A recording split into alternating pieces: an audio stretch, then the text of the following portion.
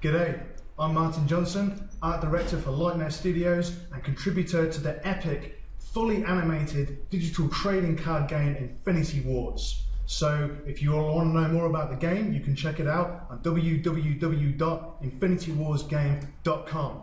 Now, a lot of our fans ask, how do we create fully animated paintings for the game project? How do we breathe life into our cards so that every single one of them is animated? Well, I'm going to talk a little bit about this process right now. So without further ado, this is how we create animated cards for Infinity Wars. So, I'm producing a piece of alternate art for this card, Angel of Virtue. And what I'm going to try and do is stylize it in the theme of the Italian Renaissance.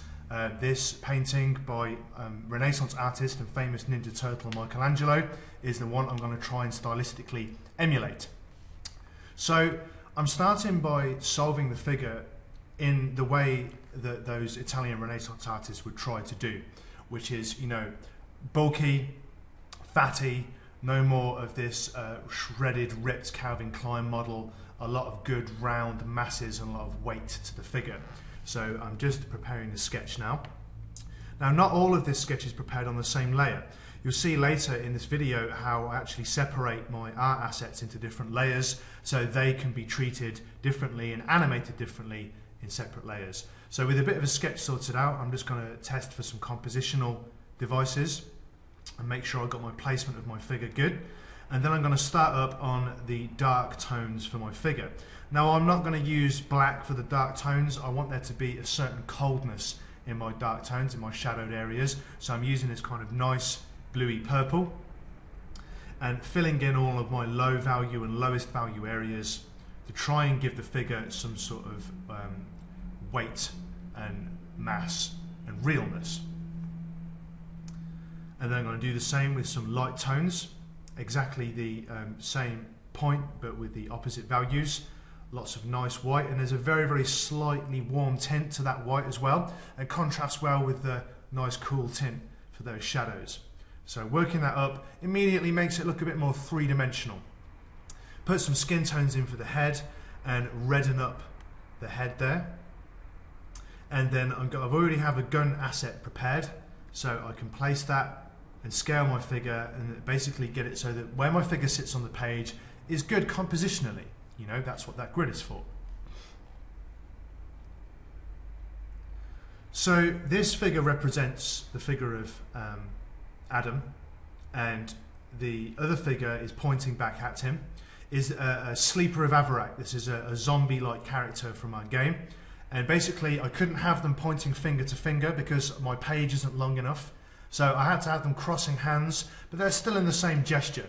And yeah, this opposing character, this zombie, he also has to fit compositionally as well. So once I've got the sketch sorted out, I'm going to work him up, add some more detail and feature, and some more shadows, and there you go.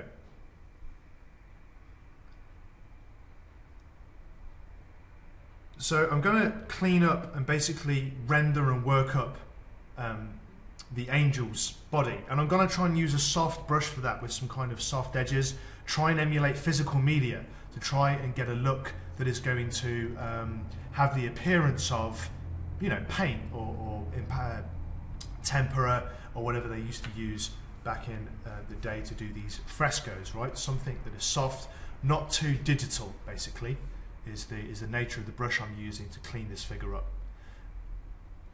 And by choosing a few colours that I've already put down, a few tones that I've already put down, and just working in a little bit more detail, controlling that surface of that anatomy a bit more, I'm able to work up my figure.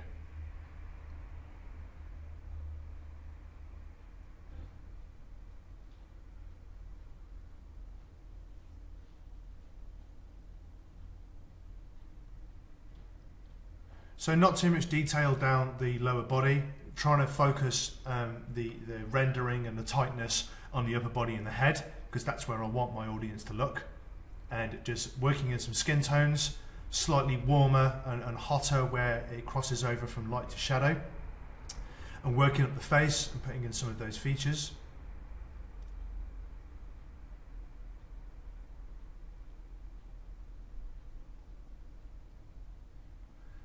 And I'm actually going to remove the head because I want the body and the head to be separate, because they're going to be animated using different methods when I come to animate the card. So what I've got now is the head on its own, disembodied and working in some hair, and basically I'm going to control the silhouette by cutting away at the perimeter, so I'm left with like a cutout of the head, which is exactly what I need for when I come to animate the card. Use a bit of a smudge tool to tease out the hair spikes and get a cool looking haircut going. Add some glowy eyes, and that's working. Now I'm going to do the same thing for the body, in that I'm going to cut out the background so that the body exists on a transparency, and that's also something I can use later on, because I want to animate the body using a different method to the way I animate the head. They'll need to be separate assets.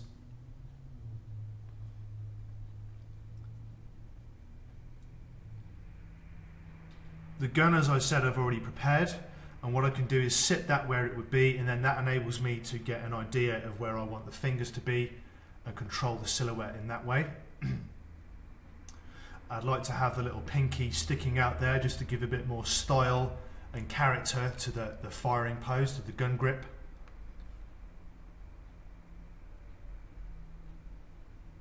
And then I can just clean that up.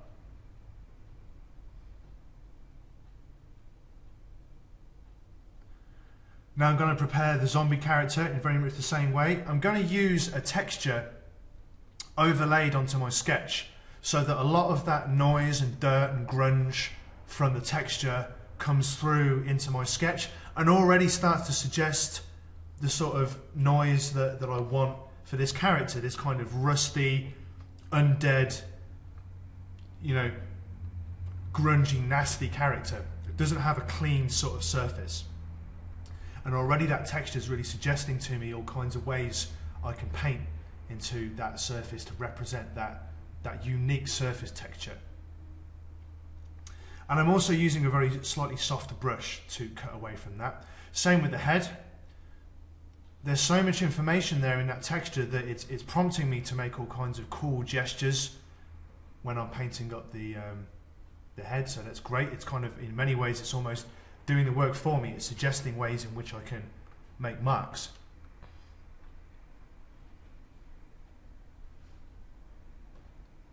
And I'm just going to add the fiery breath and the hot orange eye to the skull.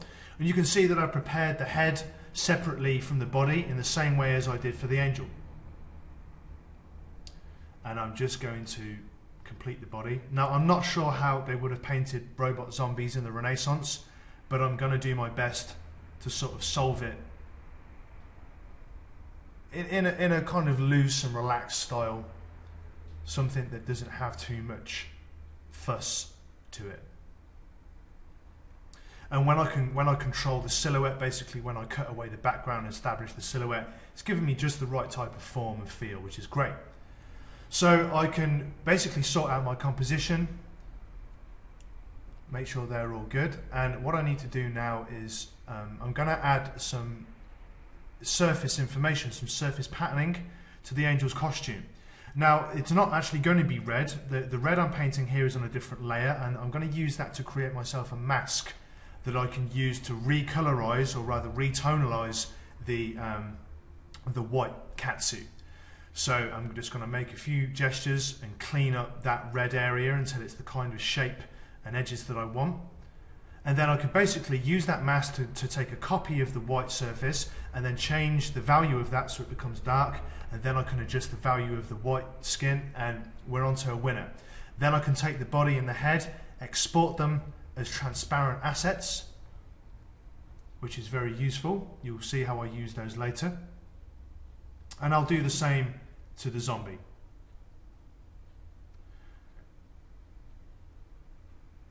So I already have prepared a nice background, some wings and a halo and the other arm, and a bit of a surface texture for that gun. And our cards are portrait, not landscape, so I'm going to need to turn that composition round so it's vertical and not horizontal. Now in my After Effects scene, I've got a few things pre-prepared. Okay, I've got the halo and the wings are already part of a sequence that I've animated. And I'm just going to put down some pin tools here. So you can see this is the puppet warp tool. I'm putting down these nodes on the body, and they enable me to distort and bend the body. So when I keyframe them, basically I'm going to set poses for them in the timeline, and then when I change those nodes, it warps the surface of that body, and then as time passes, as I scroll through the timeline, it moves the body, which is great. That's just how we animate a lot of our cards. We use the puppet warp tool to deform figures that exist on a transparency. So that's really handy.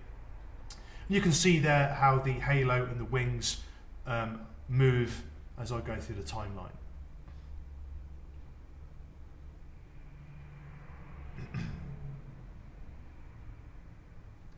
So I'm going to add another little node to the trigger thumb and the trigger finger, just so that he's pointing the same direction as he flexes. Now this video is sped up, so a lot of this animation will appear very, very fast as I play it back now. At the end I'll show this animation at its true speed. Okay, now I don't want the head to warp and distort.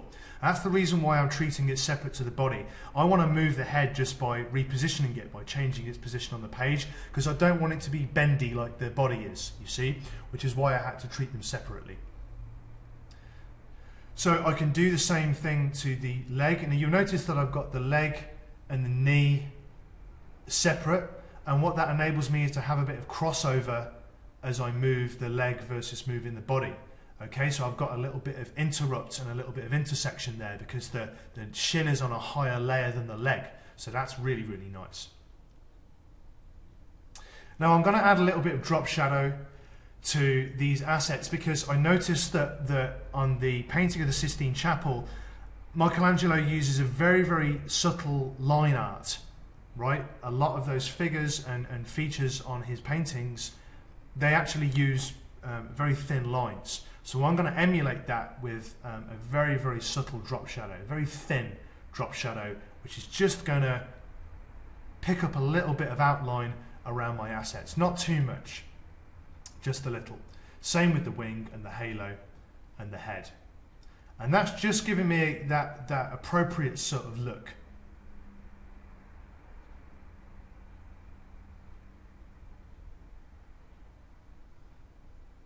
Now the gun, of course, is rigid and doesn't bend, so I'm going to just move that, reposition that, but I'll position it so it sticks to the hand and it moves in time with the hand, so he doesn't lose his grip.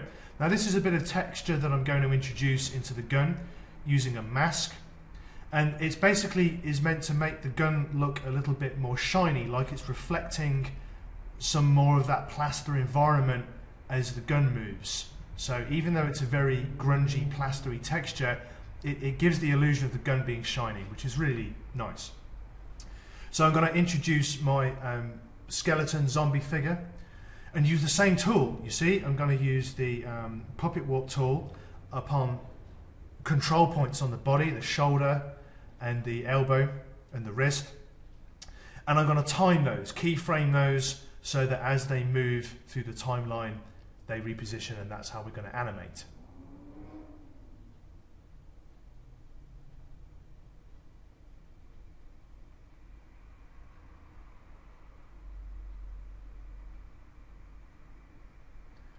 The head is rigid, so I don't want that to bend or flex.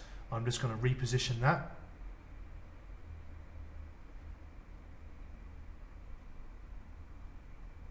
And basically it's looking good, but it just needs some finishing touches. It doesn't quite look like a fresco on plaster yet. So I'm going to bring up some textures, some photograph textures that I've found, and I'm going to basically superimpose those over the page and broadcast them down onto the animation below. And now that gives it a really nice sort of feel of like almost this is an animated fresco in plaster cast and in an old broken plaster, which is exactly the look I'm going for this Renaissance art Sistine Chapel theme. So I'm going to adjust the colour of that a little bit and make it so it's not too warm I kind of want it sort of cold where the angel is, and maybe a little bit warmer where the zombie is, but not too much.